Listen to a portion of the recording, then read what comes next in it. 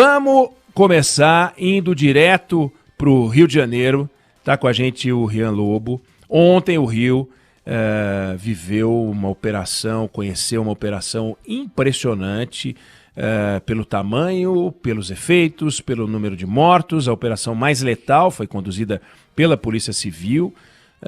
Saíram de lá com 16 pistolas, 6 fuzis, 12 granadas, submetralhadora e 24 corpos, além de um policial que foi morto. Rian, o que a gente tem de novidade de ontem para hoje? Qual é a discussão do momento?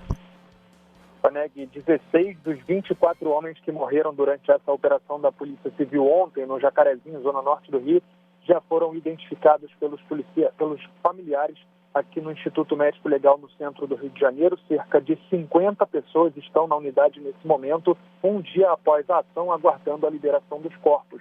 Os familiares confirmam que os mortos tinham envolvimento com o tráfico de drogas, mas denunciam que eles foram torturados, como conta a auxiliar de serviços gerais, Daniele Pinheiro, esposa de um dos homens.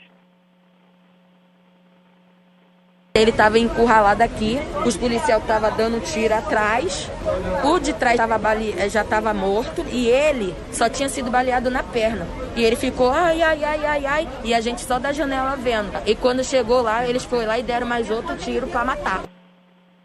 A Organização das Nações Unidas se posiciona afirmando que há histórico de uso desproporcional de força e que é preciso uma investigação independente para as mortes.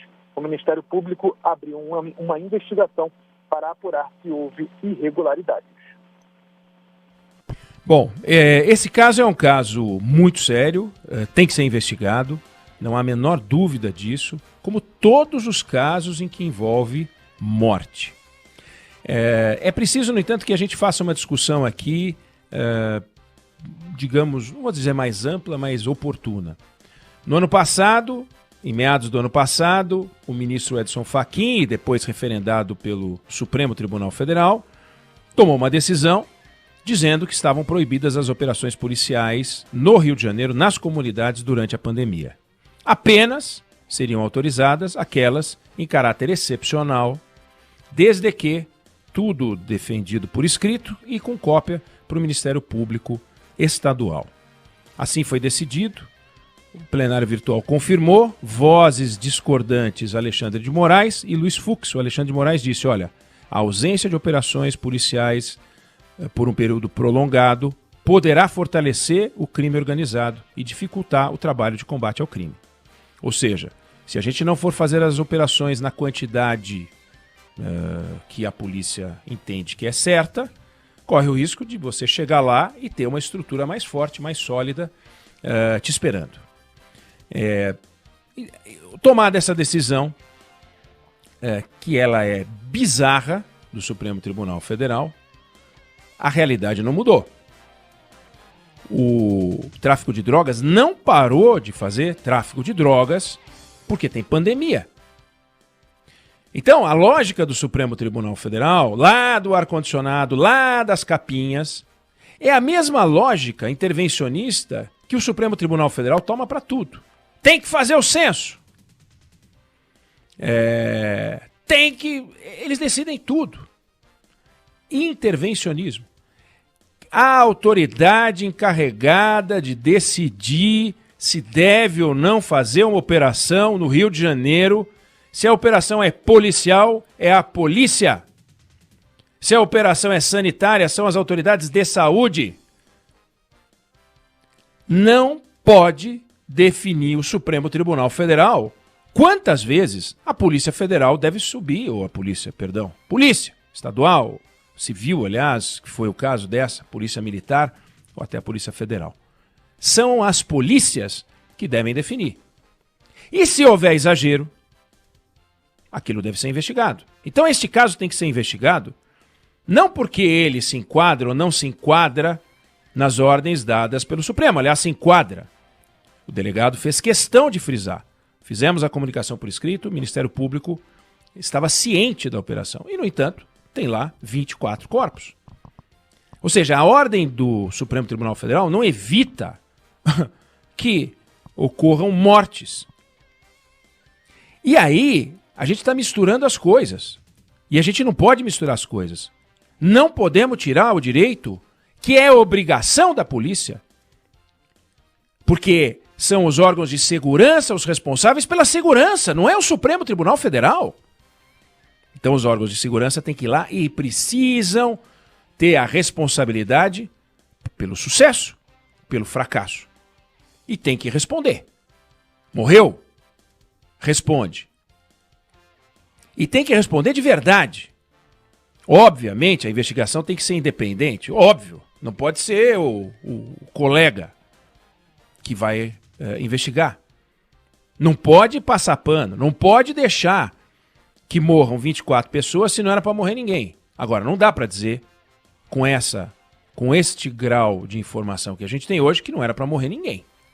Nem que o certo era morrer 12, ou 3, ou 1, ou 7, ou 34. Não dá para dizer. Não dá para dizer. Não dá para absolver a polícia pela operação. Também não dá para condenar. Tem que investigar. Pistola, fuzil, granada, submetralhadora. Acharam uma bala, um míssil lá. Uma bala. O que é isso? Tinha alguma coisa acontecendo ali. Mas então era para sair de lá com 24 corpos? Eu estou separando o policial.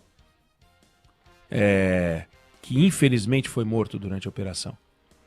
Não dá para dizer sobre os 24 ainda que infelizmente foram mortos. Será infelizmente cada uma das vidas que não poderiam ter sido mortas, eliminadas, sem necessidade. Agora, reação teve. E alguns ali, se todos, se 70%, se 2%, se 7%, a investigação é que vai dizer, iam morrer. Temos um problema no Brasil e ele é muito sério. Nos Estados Unidos, em um ano, houve, no ano de 2019, 1.093 pessoas mortas em confronto com a polícia. Sendo que os Estados Unidos têm uma força policial muito maior do que a nossa, sendo que os Estados Unidos têm 60% a mais de população do que o Brasil. Lá morreram 1.093 pessoas em 2019. Fonte, jornal The Guardian. Se você pegar outra fonte de um outro jornal dos Estados Unidos, dá 1.044. A ordem de grandeza está mantida. Algo como 1.000 pessoas. No Brasil, em 2019, 5.800 pessoas morreram em confronto com a polícia. Temos menos policiais, temos menos população e a gente matou 5, 6 vezes mais do que a polícia americana, que não é uma polícia tranquila. Vamos ver, vamos acompanhar, né? A gente está acompanhando as histórias da polícia americana. Toda hora tem um problema lá sério de racismo e com morte promovida por policial. E mesmo assim, nós estamos falando de 1.093 mortes contra 5.800 mortes. É inacreditável. Dessas 5.800 mortes, 1.800 mortes no Rio de Janeiro. Bom, mas vem cá, você está querendo comparar a realidade do Rio de Janeiro com a realidade de uma cidade pacata dos Estados Unidos, do meio oeste? Não. Eu só acho que a gente tem que visitar esses números e precisa entender o que está acontecendo. E não pode misturar as coisas. Não é porque em 2020, aquele episódio absurdo e lamentável do João Pedro, Pablo, 14 anos, tiro nas costas, dentro da casa de um parente, jogando sinuca, durante uma operação policial, que você vai dizer que não pode ter operação policial, não pode matar uma criança, não pode matar um inocente, mas não pode deixar o crime organizado tomar conta de nenhum pedaço do Rio de Janeiro e de nenhum pedaço de cidade alguma do Brasil. Nos Estados Unidos morreram, nesse 2019, 59 policiais. Se a gente pegar no Brasil, nós estamos falando em 500 policiais mortos. Contra 59 nos Estados Unidos. A polícia, aquela história da polícia que mais mata e a polícia que mais morre. Aí você vai ver o que faziam os policiais quando morreram. A maior parte deles, numa proporção de 3:1, em alguns anos 4:1, fazendo bico. Então começa que a gente tem várias discussões para tomar a partir deste caso, a partir de casos como esse. Policiais não podem fazer bico.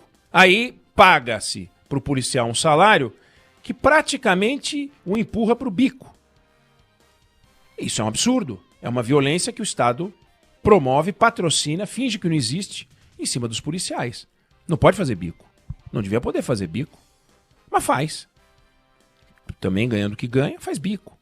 Então, tem o problema do bico, que a gente não enfrenta, mas tem esse fato novo. O Supremo Tribunal Federal, que aliás vai voltar a discutir esse assunto nas próximas semanas, que não pode tomar uma decisão pela polícia. Desculpa, é a polícia que tem que decidir. É a polícia que sabe o que está acontecendo. É o frentista do posto de gasolina que põe a gasolina. É o chapeiro que faz o sanduíche. Não é o Fachin que manda fazer sanduíche, não é o Fachin que manda botar gasolina, não pode ser o seu Fachin ou qualquer ministro do Supremo que decida se a polícia vai ou não subir o morro. E aí a gente discute a decisão do Supremo à luz do efeito da operação. Se essa operação deveria ou não ser feita, é uma discussão. Se essa operação deixou um saldo ilegal, é outra discussão. A legalidade da operação não pode ser analisada à luz de suas consequências. Tem que ser analisada à luz da sua origem. Pode ou não a Polícia do Rio, civil ou militar, tomar uma decisão deste tipo? Deve. Quantas vezes? Porque a decisão do Supremo diz apenas em caráter excepcional. Ou alguém acha que policiais não estamos fazendo nada, vamos para a praia? Não vamos para a praia, não, vamos invadir o morro. Isso é um absurdo. Não tem o menor cabimento um negócio desse.